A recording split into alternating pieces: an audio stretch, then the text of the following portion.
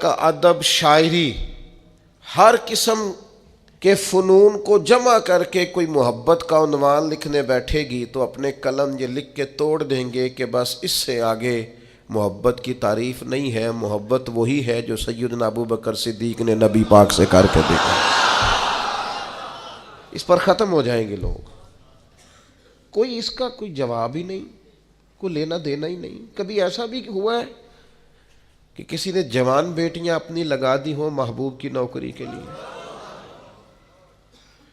لیکن حضرت صدیق اکبر رضی اللہ تعالیٰ عنہ نے جناب اسماء بنت ابی بکر جوان بیٹیاں، فرمایا پتر تازہ کھانا پکا کے غار ثور پہ پہنچانا ہے. اور جناب اسماء کہتے ہیں میرے گھر میں ابو جہل آیا اور اس نے آ کے پوچھا بتا کہاں لے کے گئے ہیں تیرے والد حضور کو؟ فرماتی ہیں جب میں نے حضور کا پتہ نہ بتایا تو میں کوئی معمولی نہیں، سردار کی بیٹی تھی.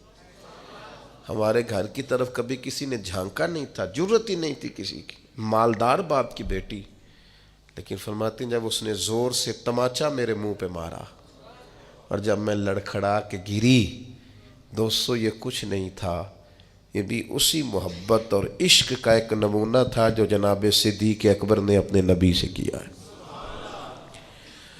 ڈینگے مارتے ہیں حاجی، ڈینگے مارتے ہیں بڑھ کے. او جی میں غار ثور پہ چلا گیا جی، میں سویرے سویرے گیا جی، میں پہنچ گیا، میں بعد 2 گھنٹے، یہ فلانا پیچھے رہ گیا. او بھائی جان آپ جا رہے ہیں، رستے بن گئے ہیں، رستے میں 3-4 جگہ بیٹھنے کا، چائے پینے کا، پانی پینے کا بندوبست ہے، آپ دن کے وقت جاتے ہیں. جناب صدیق تو رات کو لے گئے حضور کو، اور اس رستے سے نہیں لے گئے جو رستہ معروف تھا، بلکہ اس رستے سے لے گئے جس رستے کو لوگ جانتے نہیں تھے. اور پھر جب وہ نکیلے پہاڑ دیکھے اور زمین کی تلخی دیکھی تو یہ محبت ہے نا، یہ پیار ہے نا، یہ اپنے الفاظ بھی خود بناتی ہے. محبت اپنا روپ خود بناتی ہے، چیزوں کو کشید کرتی ہے. اس کے رنگ، اس کے زاویے، اس کے طور طریقے اپنے ہوتے ہیں. یہ جو بیٹھ کے بیچارے دور تشریحات کر رہے ہوتے ہیں وہ محبت کر ہی نہیں سکتے، انہیں پتہ ہی نہیں. یہ اپنا رنگ روپ خود بنا لیتی ہے، یہ سلیقے اظہار کے خود بخود آ جاتے ہیں. تو حضرت صدیق اکبر نے نبی کریم کی بارگاہ میں عرض کی حضور رستہ دشوار ہے، پہاڑ نکیلے ہیں، مہربانی کریں میرے کندھوں پہ سوار نہیں ہو جاتا؟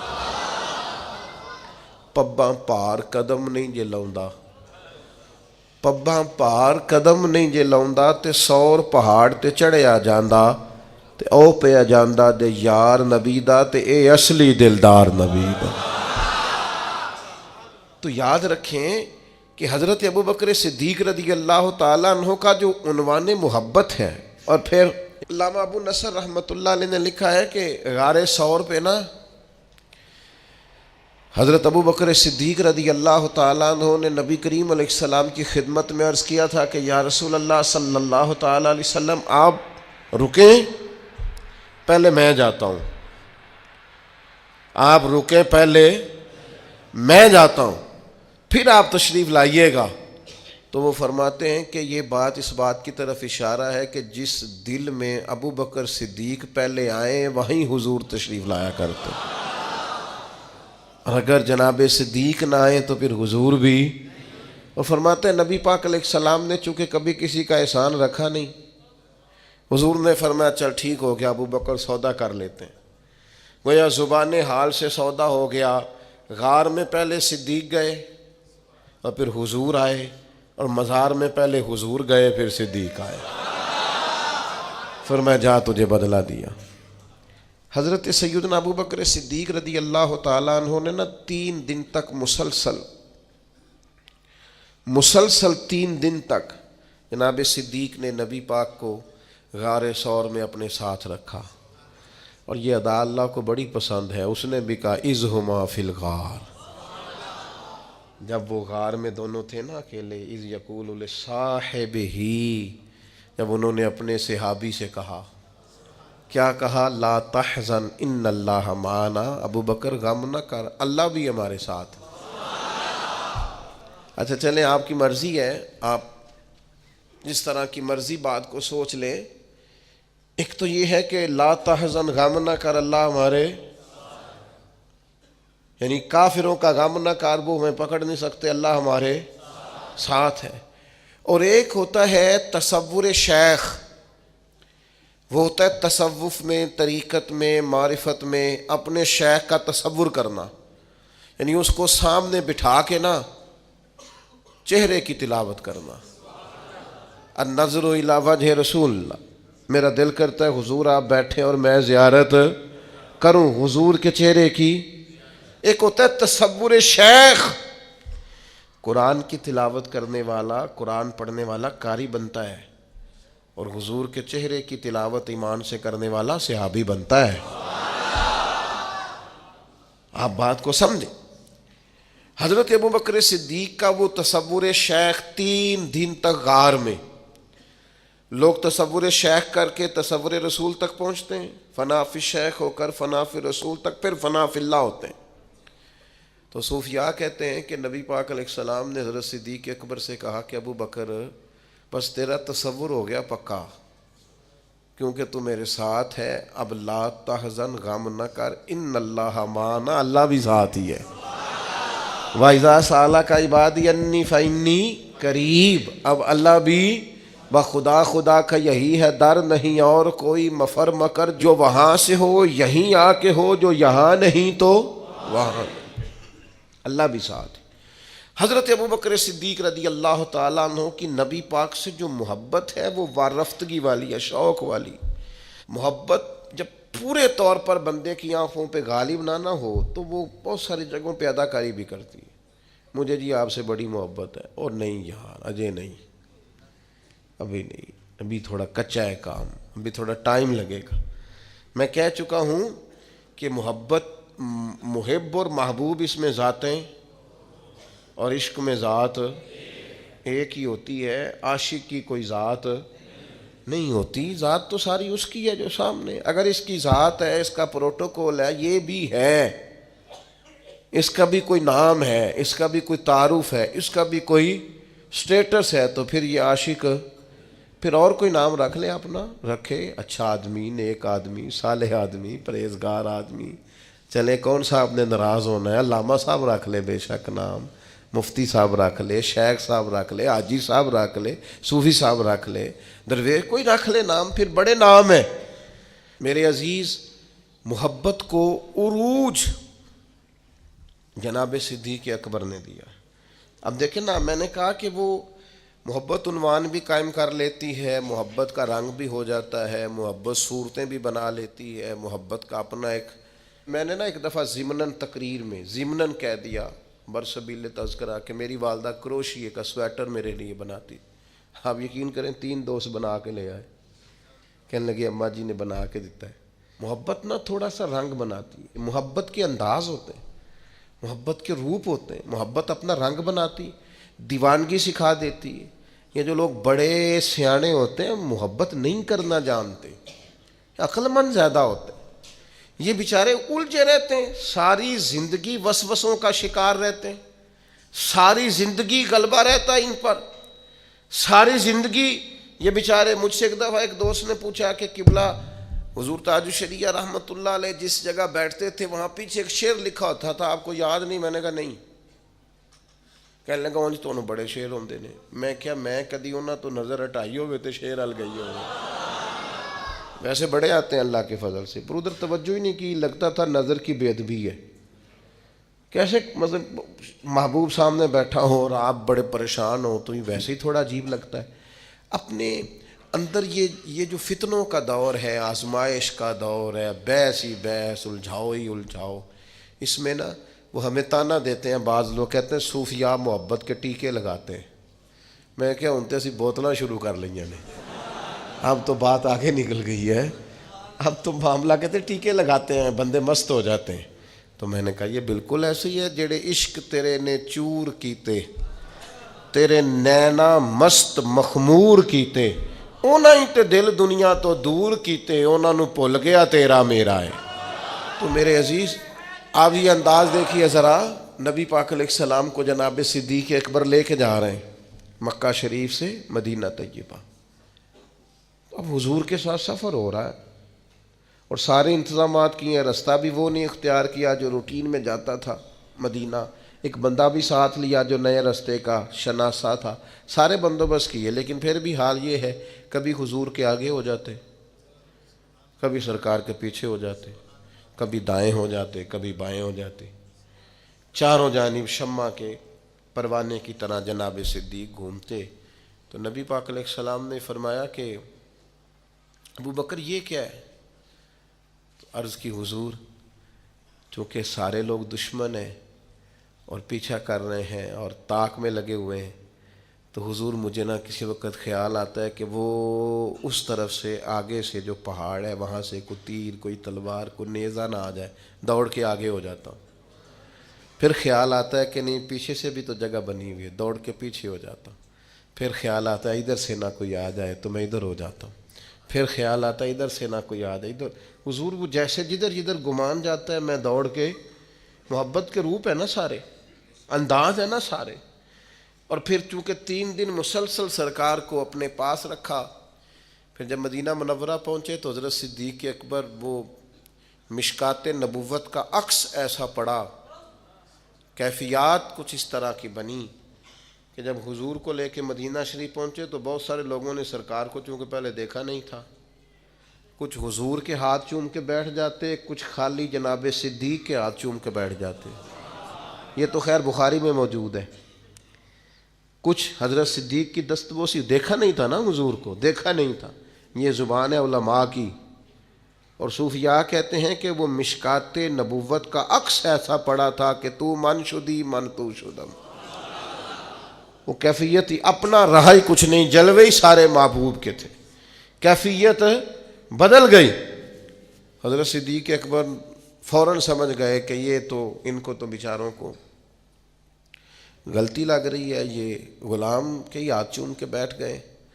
تو فوراً حضرت صدیق اکبر نے ایک ہیلا کیا، چونکہ گرمی کا موسم تھا تو اپنے کندھوں سے رومال چادر اتاری اور نبی پاک کے اوپر کر دی، تاکہ پتہ چلے جو سایہ کر رہا ہے وہ کوئی غلام ہے اور جس پر سایہ کیا جا رہا ہے وہ آقا ہے۔ اب صوفیاء تو صوفیاء ہے، وہ تو کیفیت رکھتے ہیں، اور کیفیت لفظ بنتی ہے تو وہ پھر دلوں کو چیرتی چلی جاتی ہے، رنگ ہی بدل جاتا ہے۔ اہل اللہ صوفیاء کہنے لگے آپ کو پتہ ہے سرکار کسی کا احسان رکھتے نہیں۔ حضرت ابو بکر صدیق نے تھوڑی دیر کے لیے نبی پاک پر اپنی چادر کا سایہ کیا تھا، سرکار نے قیامت تک ان کی قبر پر گنبد کا سایہ کر دیا، قیامت تک کے لیے گنبد کا سایہ ہے۔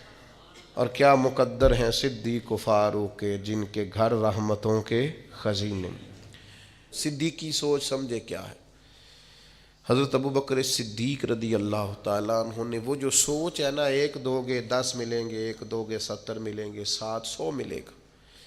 کچھ لوگ سنتے بھی ہیں، سمجھتے بھی ہیں، پر عمل کرتے وقت کمزور پڑ جاتے ہیں۔ حضرت صدیق اکبر نے یہ عمل کر کے دکھایا۔ جتنا مال انہوں نے اللہ کی راہ میں خرچ کیا ہے نا، میں اپنے دوستوں کو ایک مشورہ دینے لگا ہوں، اللہ سے تجارت شروع کریں۔ یا ایھا الذین آمنوا ھل ادلکم علی تجارۃ تنجیکم من عذاب علیم، اے ایمان والو تمہیں ایک تجارت نہ بتائیں جو تمہیں اللہ کے عذاب سے بچا۔ ایک تجارت کریں۔ طالب علموں سے بھی کہہ رہا ہوں، بالکل چپ کر کے چھپا کے روز کی بنیاد پر صدقہ کرنا شروع کریں۔ یہ صدیقی سوچ۔ آپ کیا حیثیت ہے آج کل 10 روپے کی؟ تو 10 روپے آپ اللہ کے رستے میں خیرات شروع کریں ہر روز کی بنیاد پر۔ دلیل کیا ہے؟ نبی پاک علیہ السلام نے فرمایا دوزخ سے بچ جاؤ چاہے کھجور کا ٹکڑا صدقہ کر کے بچ جاؤ۔ میری آپ سے اپیل ہے اللہ سے تجارت کریں، روز کی بنیاد پر صدقہ، روز کی۔ ایک بزرگ تھے، ان کے پاس ایک شخص آیا، اس نے کہا میں بڑا غریب ہوں، فرمایا سخاوت کرنی شروع کر دیں۔ کہنے لگا حضور میں کہہ رہا ہوں غریب ہوں، آپ کہتے ہیں سخاوت کر۔ فرمایا سخاوت کرے گا تو غربت جائے گی نا، کچھ دے اللہ کے رستے میں ٹھیک ہو جائے گا۔ پہلی گزارش آپ سے۔ دوسری گزارش آپ کی خدمت میں یہ ہے،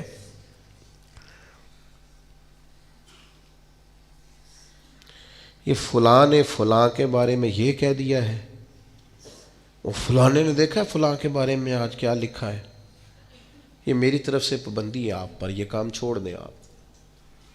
کوئی کس کو کیا کہہ رہا ہے سوشل میڈیا پہ، آپ باہر آ جائیں۔ آپ نے قرآن مجید سارا یاد کر لیا ہے، حدیثیں ساری آ گئی ہیں، نماز روزے وضو غسل کے مسئلے آ گئے، کن چکروں میں پڑ گئے؟ صدیقی سوچ کیا ہے؟ حضرت صدیق اکبر کو کوئی غرض نہیں مکے میں ابو جہل کیا کر رہا ہے، ابو لہب کیا کر رہا ہے، سیاست کدھر جا رہی ہے، تجارت کدھر جا رہی ہے، ان کی توجہ یہ ہے میرے محبوب کی رضا کیا ہے۔ چھوڑ دیں ان چکروں میں، خبردار۔ اپنا کوئی عالم کسی کے بارے میں کیا کہہ رہا ہے، جو اپنے ہیں وہ اپنے، آپ مہربانی کریں جج نہ بنیں، خبردار۔ نہ کسی طالب علم کو اجازت ہے۔